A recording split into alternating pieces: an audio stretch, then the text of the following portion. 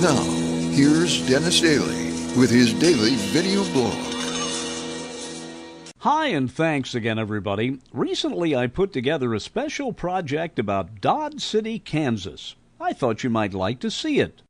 Few American cities have been as closely linked to the heritage of America's westward-moving past than has Dodge City, Kansas. Around Dodge City and in the territory on west, there's just one way to handle the killers and the spoilers, and that's with a U.S. Marshal and the smell of gun smoke. And for 2 generations of Americans, their link to this present-day Dodge City of nearly 30,000 was the long-running radio show, become even longer-running TV show, Gunsmoke. And in using Dodge City as the setting for that award-winning series, Gunsmoke's writers had the chance to do something different.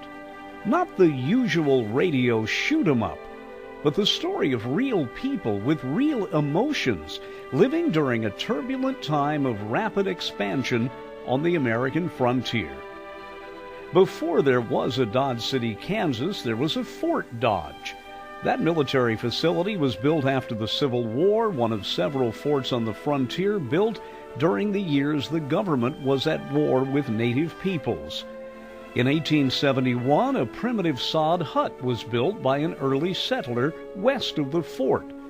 Soon travelers along the Santa Fe Trail and the Arkansas River were using Henry Sittler's house as a way station.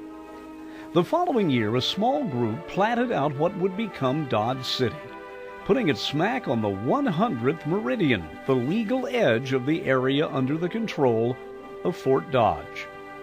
Now, ironically, it was not Fort Dodge for which Dodge City is named, nor the Civil War general who spearheaded much of the construction of the Transcontinental Railroad, Grenville Dodge. Dodge City was named for one of the fort's commanders, Robert Dodge. He was instrumental in convincing many of his friends to contribute to the cause in setting up Dodge City.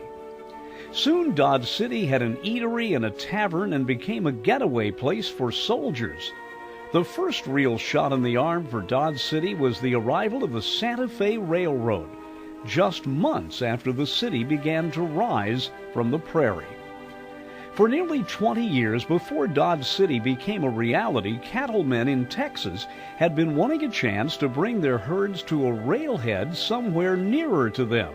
The Santa Fe was essentially a southern route, and Dodge City was only 250 miles from Amarillo, a distance that most ranchers thought was doable in driving a herd to get to the new rail line. By the 1880s, the coming of the cattle drives and the strategic location of Dodge City had turned it into a boom town.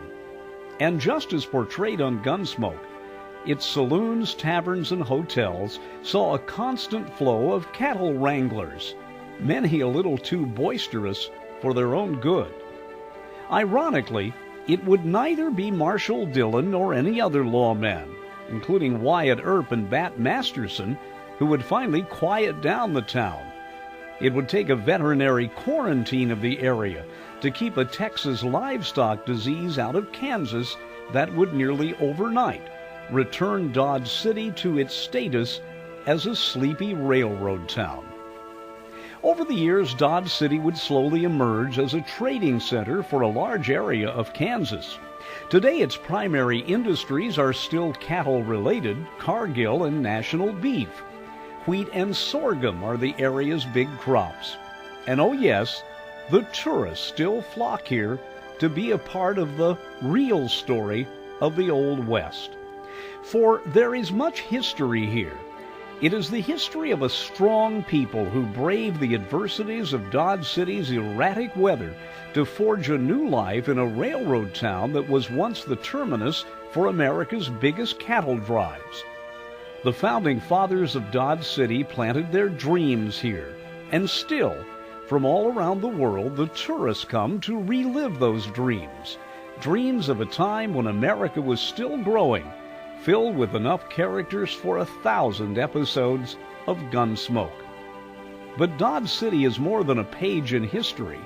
It is still writing new chapters, in a story that began in the middle of nowhere in a sod hut during a turbulent time in American history, a story that has become a vital part of America's heritage and the future of the area.